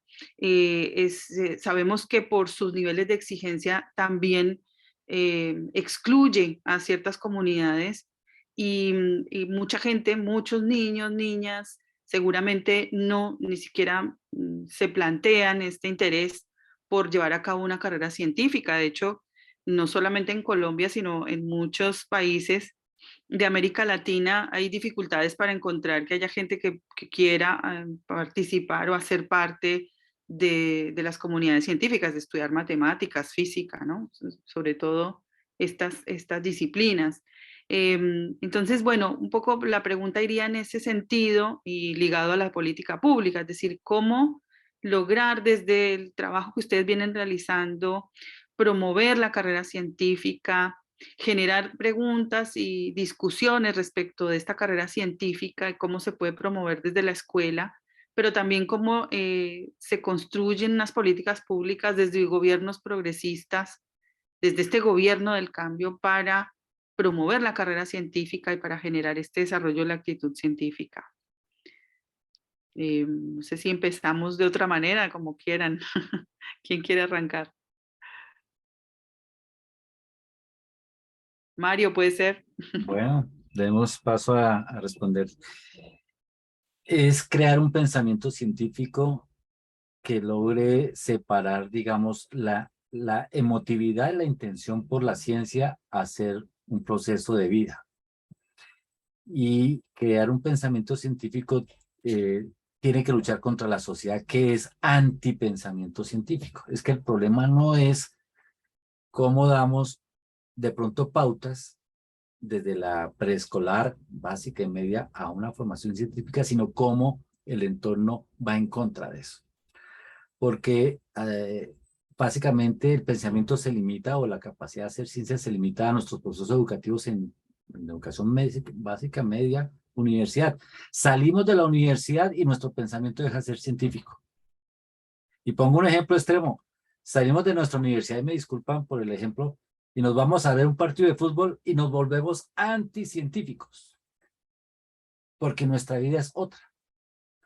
O participamos de una actividad de pronto de rumba, de reunión, y nuestro pensamiento es anticientífico.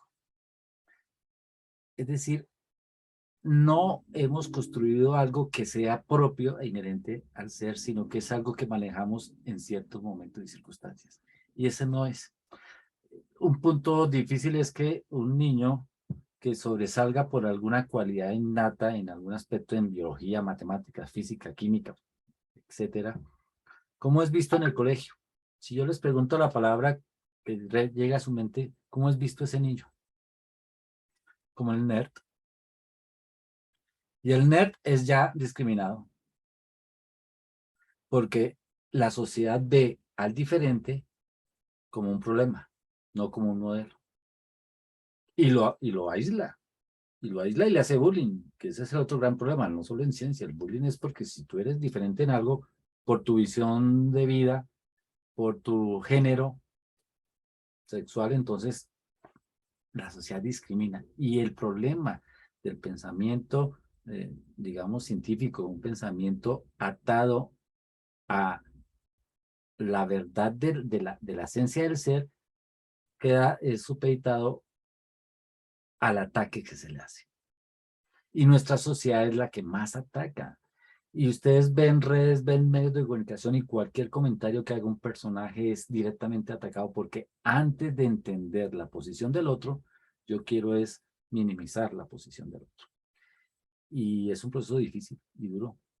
Y cambiar el pensamiento quiere decir que arrancamos preescolar y en un modelo diferente de formación. Hoy en día, construir pensamiento científico en nuestras mentes ya un poco amarradas a preconceptos, ya dogmas, pues hace muy difícil esa cosa, pero hay que hacerlo. Y tal vez sea esta la oportunidad de un gobierno que dice, bueno, vamos a mirar el problema de fondo. Fondo es cómo vamos a esperar que en 40 años los niños que están naciendo hoy tengan una visión diferente del país y una visión científica del país, científica en el respeto de la diversidad, en el respeto de que otro puede estar pensando diferente, en el respeto que otro que dice yo soy creacionista y no me van a cambiar esta concepción por más que me lleven a trabajar teorías y modelos científicos. Pero hay que respetarlo. Tal vez un punto de partida interesante del gobierno es en ese sentido, es decir, todos tenemos la oportunidad. No sobramos. Acuerden de esa palabrita que mencionó el candidato en su discusión en el Senado. Aquí no hay gente que sobre, porque todos tienen algo que decir. Ahora, ¿cuál es el nivel del valor de lo que alguien dice? A eso sí la sociedad y los padres y todos los que estamos en el entorno decimos, oiga, tu verdad tiene un valor universal o es un valor muy personal. Y si es personal, se respeta, pero no lo podemos hacer general. El problema con los medios de difusión es que ellos llegan a masas y si malinforman, un proceso de mala información de los medios puede tardar años en volverse a reconstruir desde una visión de un académico. Por eso mi punto, y vuelvo a rebatir el punto, es que no digo que todos los científicos sean periodistas, pero si tenemos 1 millón de científicos y el 10% hacen periodismo científico, la población a la que van a llegar va a estar mejor educada que un periodista que no sabe nada del tema y empieza a indagar 2 minutos antes que decir sobre el tema. Y finalmente lo que hace es propagar el error. Y despropagar ese error es una tarea muy compleja y por eso en esa tarea vamos perdiendo fuertemente. Pero quisiera dejar ahí en el sentido de que la tarea no es tanto ahora, no vamos a cambiar el pensamiento científico de personas que tengan 20, 30, 40, 50 o 60 años, sino que hay que comenzar en la escuela y en el hogar. y eso implica que el Ministerio de Educación y hasta Bienestar y todo lo que tenga que ver con llegar a las poblaciones jóvenes tenga el papel fundamental. Inglés no lo aprendo, una nota final, a los 20 o 30 años, lo aprendo al año. En ese momento es cuando yo domino 3 o más idiomas. Ya a los 15 años usted no domina un segundo idioma, se aproxima a él. Dejo ahí.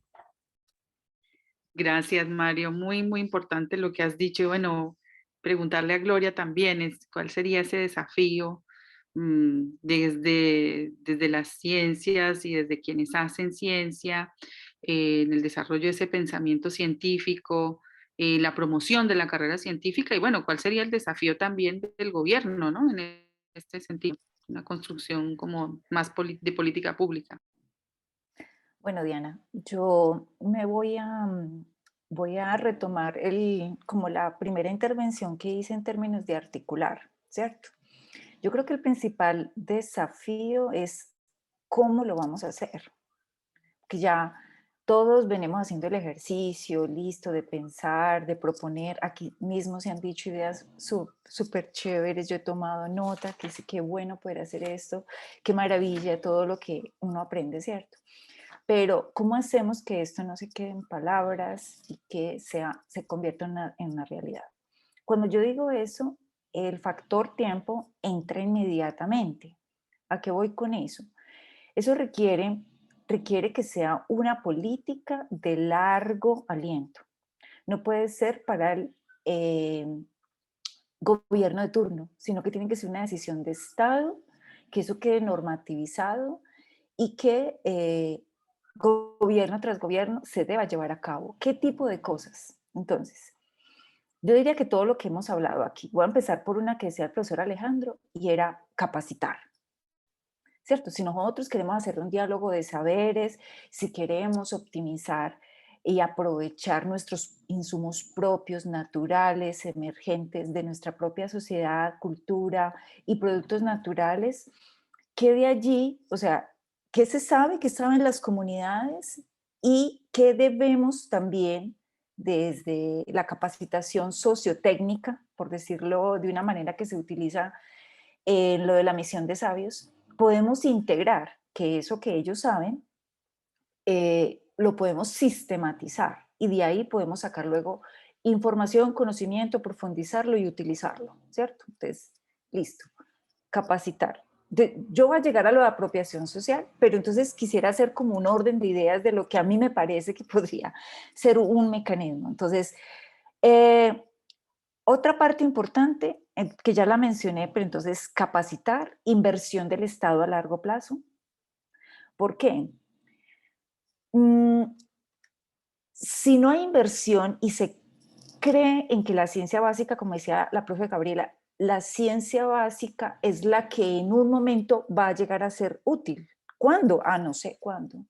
Pero ese conocimiento que se va generando es el que va a dar la oportunidad o la posibilidad de que en algún momento podamos nosotros tener la capacidad de desarrollar, porque tenemos la experiencia y venimos trabajando un tiempo atrás. Ejemplo chiquito. Nosotros empezamos con vectores virales y ahorita resulta que con lo de la pandemia, no, Colombia tiene que ser autónoma en la producción de vectores para poder tener terapia génica, para desarrollo de vacunas, para desarrollo estratégico de enfermedades tanto genéricas, pues enfermedades crónicas como enfermedades muy, muy especializadas, muy, digamos, raras que se llaman. Bueno, en fin, eso era como por dar un ejemplo que a lo mejor no sea el más pertinente porque para vector viral se necesita una mayor tecnología. Y ahí viene otro punto, y perdón que aquí me voy a extender un poquito porque quiero mencionar algunos elementos. En el Fondo Internacional de Economía decía, es que nosotros los países en desarrollo tenemos que apalancarnos de los desarrollos científicos y técnicos de los países desarrollados para que a nosotros no nos toque invertir 20 o 30 años haciendo esas innovaciones y nosotros nos montemos como a la fábrica ya de la productividad. Y yo no estoy como tan de acuerdo, o sea, yo digo, sí, listo, porque decía, de esa manera rápidamente vamos a empezar a producir. Pero yo creo que listo, para algunas cosas eso es una estrategia, pero para otras nosotros tenemos que generar nuestro propio conocimiento, tenemos que identificarnos, tenemos que decir cuáles son nuestras fortalezas y cómo las vamos a desarrollar. Y para eso entonces se necesita una inversión del Estado en creer, en definir prioridades y en invertir en eso. Y, como digo, de largo aliento.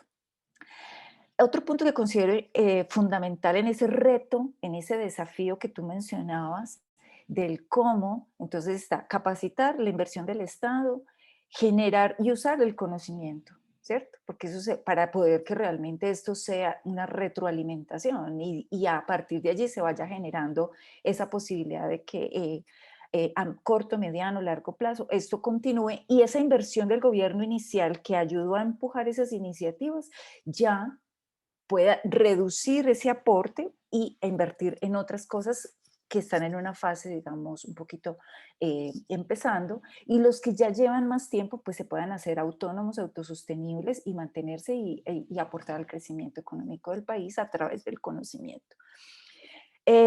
Menciono otros dos, la empresa. Las empresas, obviamente uno dice, listo, ya generamos, usamos el conocimiento, esto lo convertimos en este producto, este prototipo.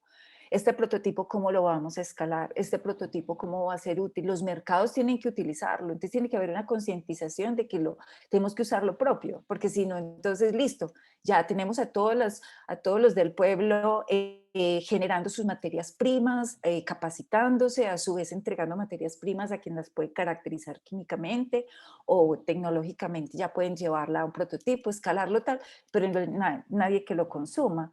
Pero entonces, esa empresa, ¿cómo recibe estímulos para que consuma eso y se vuelva entonces una economía realmente de retroalimentación y de sostenibilidad?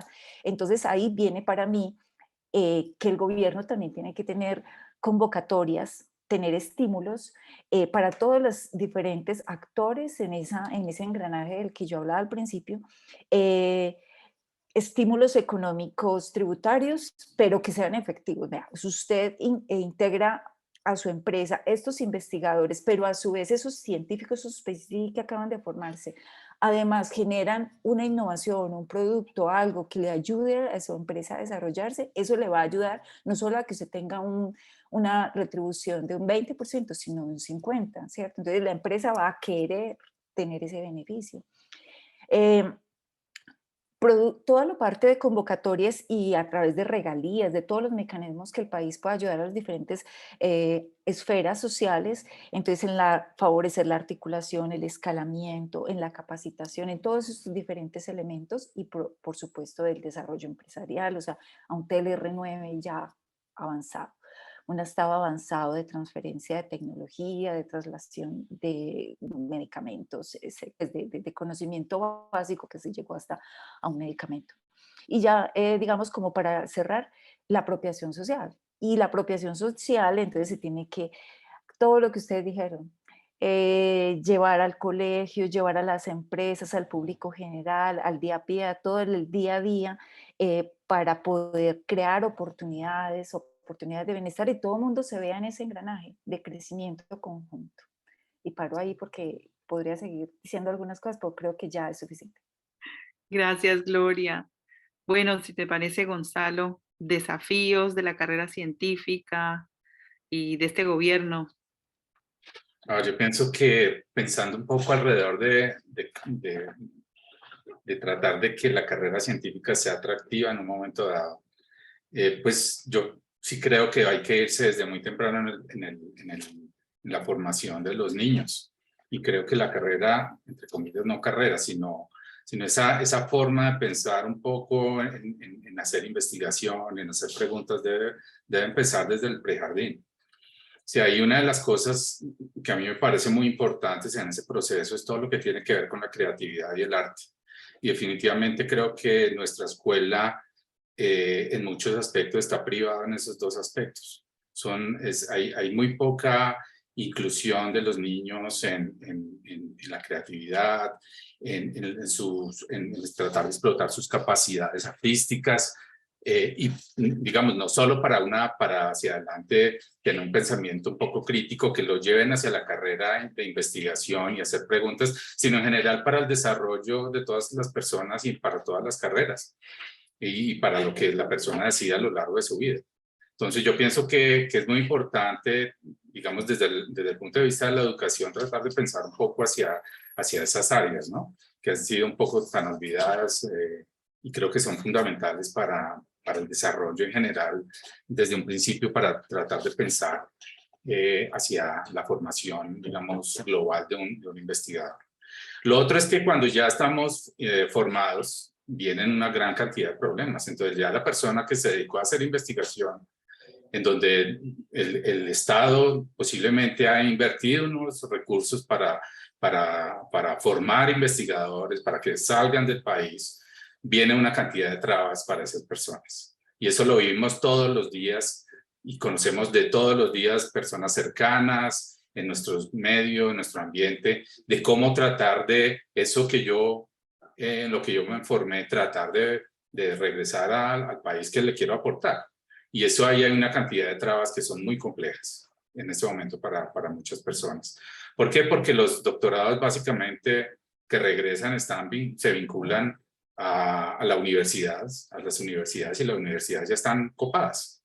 Entonces, creo que ahí hay un punto importante hacia adelante de un gobierno que quiera pensar en que su capacidad de científica que está fuera del país, esos cerebros que están por fuera, tratar de vincularlos, pues tendrá que abrir las posibilidades en las universidades que tenemos congelada la planta de docentes desde hace mucho tiempo, mirar cómo va a ser para abrir plazas docentes nuevas para vincular doctorados. Eso por un lado, ¿cierto? Por otro lado, pues lo que venimos hablando siempre es cómo vincular entonces también doctorados a la empresa privada, ¿sí?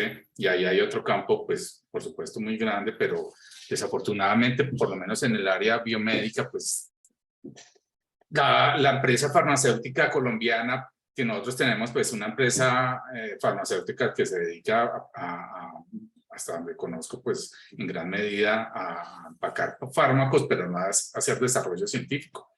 Entonces, yo pienso que también ahí es un punto muy importante de discusión hacia adelante respecto a la carrera científica. Y el otro es, pues digamos que habría muchas otras cosas, pero me parece importante, por ejemplo, un plan de postdoctorados que han tratado de empezar, pero que terminan siendo muy débiles. O sea, cómo fortalecer esa posibilidad que los grupos de investigación en las universidades, etcétera, tengan la posibilidad de también atraer personas que se han formado a un alto nivel y fortalecer esos grupos de investigación, darle la oportunidad a esas personas que quieren regresar en un momento dado para pues, aportarle al desarrollo de sus comunidades, de su país, de su universidad, etcétera. Yo creo que son, aparte de lo que han mencionado, que estoy completamente de acuerdo, pues son otros puntos que considero muy importantes a tener en cuenta, digamos, para el momento de hacer digamos, satisfactoria la carrera académica y la carrera científica. Porque cuando uno se encuentra con todos estos obstáculos, termina, pues los que estamos aquí posiblemente somos afortunados de estar vinculados ya a una universidad, pero nosotros vemos muchos de nuestros estudiantes que están pasando por situaciones muy complicadas y que la única solución que tienen es finalmente irse del país. Entonces yo creo que ese es un gasto que el Estado no se puede seguir dando, ¿cierto? Porque es realmente regalar el dinero para formar personas para que vayan a aportar a otros sitios. Yo creo que es un cuello de botella muy grande que de alguna forma tendremos que superar. Muchas gracias, Gonzalo. Bueno, Alejandro, ¿tú qué piensas desde esta orilla y en tu condición de trabajador del CONICET? Desde el otro lado de la cordillera. Desde el otro lado de la cordillera. Voy a tomar las últimas, las últimas palabras de Gonzalo. Si me permite, pero claro que tiene razón. Durante hasta hace 2 o 3 años, durante unos años, yo fui parte o el director de la carrera de biología de nuestra facultad. Y una de las cosas que tuvimos es cómo resolvemos parte de esa problemática, ¿no? Nosotros acá tenemos igual licenciaturas sumamente prolongadas, Y eso que él cuenta, como les cuesta a algunos, es que uno termina preguntándonos a nosotros, y quiero decir, a todos los que logramos terminar la universidad, cómo fue, dónde está la dificultad, y no se las preguntamos a los que van cayendo al camino. Y alguien decía muy afortunadamente, en eso es como ir y pararse frente al hotel caro del Sheraton y preguntar cuán accesibles son estar ahí una semana, y todo el mundo va a decir que es muy accesible estarlo. Siempre nosotros partimos con esas dificultades. Sí, es una dificultad y tenemos que hacer mucho trabajo en eso para que las carreras todas incluyan, por supuesto, partes nocturnas. Bueno, hemos tenido algunos por estos lados, en la Universidad de Buenos Aires, pocos, pero algunas gratificaciones en ese camino que recorremos. La carrera es un poco más corta y hay que seguir trabajando en eso. Ahora, yo no dejaría, yo acuerdo con todos los puntos que tienen, pero no dejaría de tomar algo que me parece que nosotros también debemos incorporar, más allá de estas soluciones específicas, o que las fueron contando de distintas maneras, es romper también, vuelvo a repetir, esto es sentido común de para qué hacer ciencia en este país, si total yo me abro un negocio, cultivo algo y se terminó.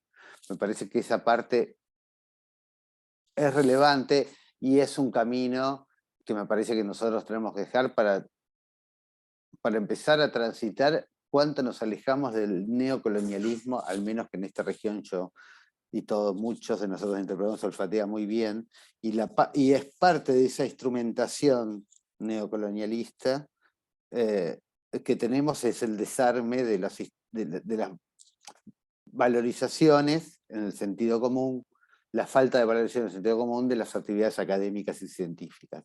Y con eso de preguntarle para qué sirve todo el tiempo, ¿no? Y nosotros forzados a hacer una pregunta. Por supuesto que nosotros nos debemos esa pregunta y la tenemos que, lo digo yo como comunidad, la tenemos que salir a responder.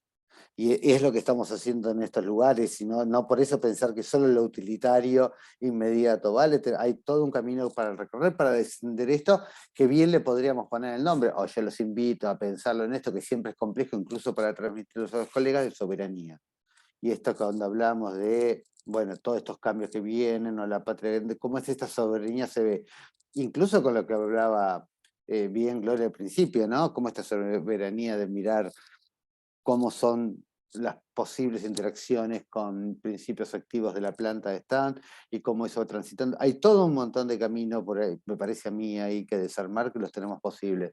Pero eso no deja, y ahí tengo un problema, tenemos un problema, nosotros tenemos que poner estos en hechos activos. Y uno de los problemas que tenemos, y es una discusión que al menos acá nos debemos, y es un problemísimo, son las evaluaciones de pares que tenemos en nosotros mismos para ingresar a la carrera, y cómo lo hacemos, cómo se mantiene eso en la carrera, la evaluación de los docentes, y cómo punteamos eso. Acá está muy de moda, y debe ser Q1, Q2, Q3, los que trabajan en estas áreas, y las otras en núcleo 1, 2, 3, y revista del núcleo 1, 2, 3, y son unas listas de Excel llenas de porotajes. Porotaje le decimos así porque jugamos al truco y juntamos los puntos con poroto. Entonces nos convertimos en analizadores de planillas Excel y contamos una puntita. Y me parece que en esta denotación de lo que estamos haciendo en el futuro, de cómo vamos a caminar este camino de manera soberana, me parece que podríamos discutir, y también lo digo a nivel regional, cómo hacer evaluaciones para nosotros mismos dentro de los sistemas. Y cómo esas evaluaciones impactan, lo digo por lo que nos pasa muchísimo en mi criterio acá ahora, es que están más preocupados por publicar en un Q1, y eso significa también el Q1 más pequeño, con el mínimo esfuerzo posible, con la mínima cantidad posible, entonces ir encontrando los jornadas donde están, en vez de tener una guía de las instituciones de hacia dónde vamos, y el entusiasmo por aprender lo que sea, cambiar realidades, aprender cosas y dónde está. Y eso es parte que nosotros, si bien yo digo que para cambiar la educación es un problema importante, y yo eso participo en movimientos políticos en los cuales yo prácticamente delego esas cosas, o participo en todos los debates que quieren, pero estamos, o sea, es una actividad, yo no estoy en el Congreso, no estoy en un Ministerio de Educación, pero sí donde estamos es una actividad, creo que para nosotros, irrenunciable. que debería ser la cabecera y empezar a discutir evaluaciones en los sistemas académicos que pertenecemos. Vale para todo, vale para los proyectos, para donde estamos. Y me parece que me parece que el desafío es buscar, me parece a mí, herramientas que nos permitan transformar estas realidades. Y esas herramientas las tenemos que construir nosotros, desde donde estamos. Y dejar, para mí, yo me siento incómodo dejándome en deseos, como decíamos, de un montón de cosas.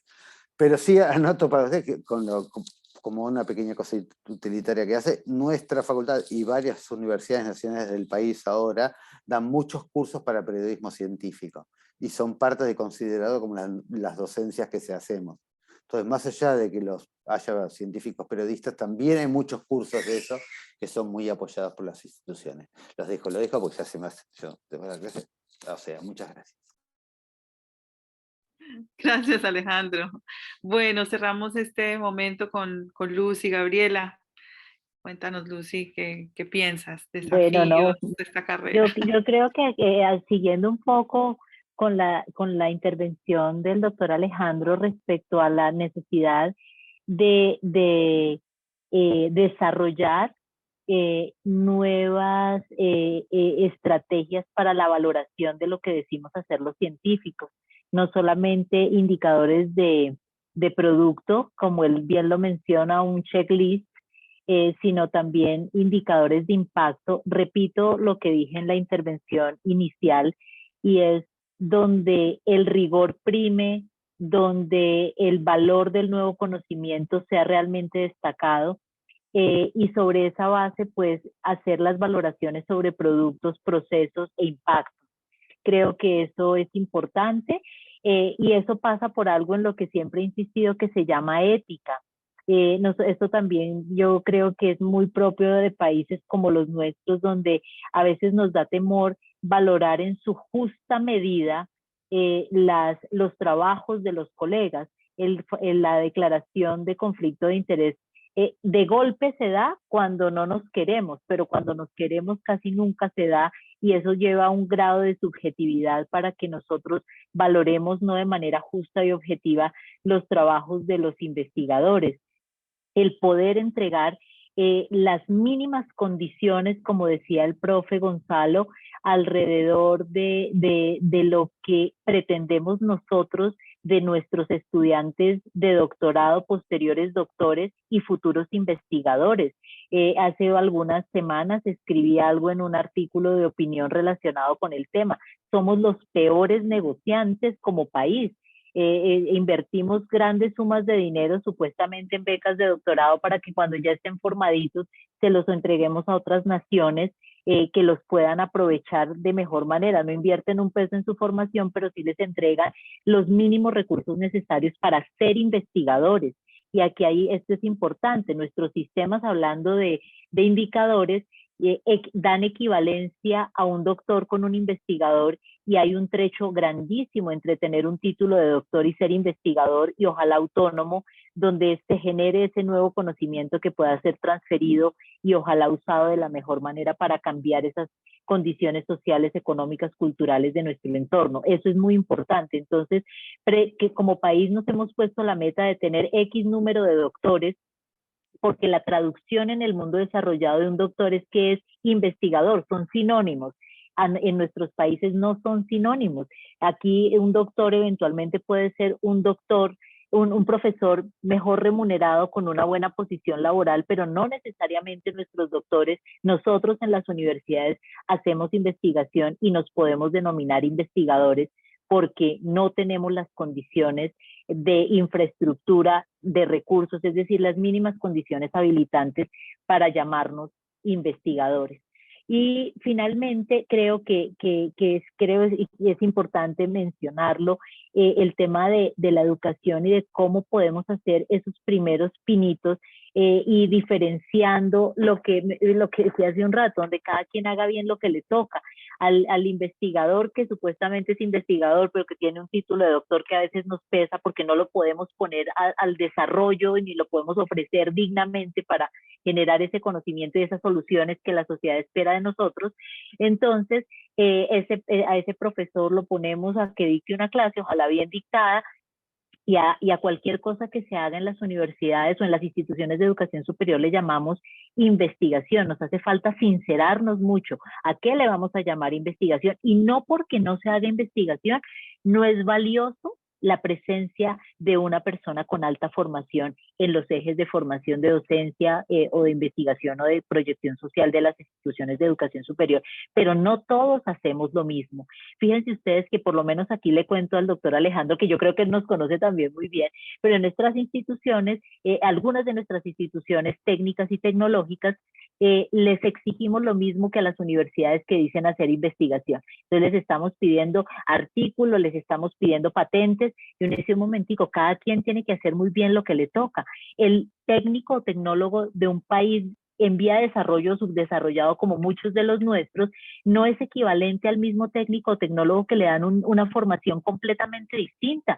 Y vamos a ver que el tema de destrezas y habilidades que menciona Jean Piaget en su pensamiento crítico y en cómo debería ser el flujo de la educación, habla de habilidades y destrezas y de habilidades cognitivas o de conocimiento en todos los niveles de formación. Entonces, un técnico en nuestros países es una persona con muchas habilidades manuales al que perdónenme la expresión, le castramos su pensamiento crítico. Él no sabe de matemáticas, él no sabe de materiales, él no sabe de ciencias básicas, pero es muy bueno poniendo puntillas en ese ejemplo.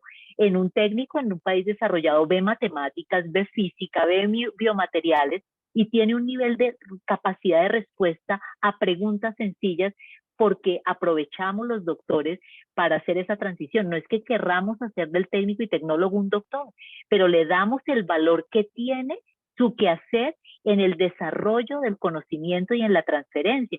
Entonces yo creo que aquí tenemos unas confusiones y el mismo sistema político, cuando no hay políticas de Estado, como decía la profesora Gloria, cuando no hay políticas de Estado, los indicadores y los instrumentos se convierten en la política, en el jalonador. Entonces, traducimos que como piden artículos, todas las instituciones van a producir artículos, incluso muchos con bastantes dudas, y pues le echamos la culpa que es que el indicador es el que me están pidiendo cuando no hacemos un acto de conciencia. Termino ya diciendo, nos hacen falta muy buenos estándares éticos para que nosotros, que supuestamente decimos conocer muy bien el sistema, hagamos las cosas lo mejor posible y aportemos lo mejor posible desde lo que hacemos a los cambios tan profundos que necesita el país en términos de ciencia, en términos de educación, que sean dos ejes bien articulados para las transformaciones en todos y cada uno de los sectores que deberían ser transformadores de nuestra sociedad y de nuestra economía. Bueno, no, les agradecemos enormemente esta mañana, esta discusión. Muchísimas gracias, Lina y Diana, por gestionar este espacio, y a las profesoras y profesores Alejandro, Gloria Patricia, Mario, Gonzalo, Lucy Gabriela. Muchísimas gracias por estar aquí. No solamente han hecho de esta mañana un espacio profundamente enriquecedor, sino que también esta discusión ha contribuido a pensar un sistema nacional de ciencia, tecnología e innovación de cara a los retos sociales, económicos, políticos y ecológicos, no solo del país, sino de la región, desde las discusiones conceptuales hasta ejemplos concretos y prácticos. Muchísimas gracias por esta conversación. Esperamos que sea la primera de muchas y de nuevo un gusto enorme haberles tenido por acá. Y me sumo, Vanessa, a los agradecimientos y aprovechamos para agradecer también a las organizaciones que han convocado a este ciclo de conversatorios, a LASA Colombia, a Colombianas Haciendo Investigaciones en Astrociencias, CHIA, al Colegio Colombiano de Neurociencias Colne, y al Instituto de Estudios de América Latina y el Caribe, IALC, de la Universidad de Buenos Aires. Muchísimas gracias y bueno, nos veremos pronto.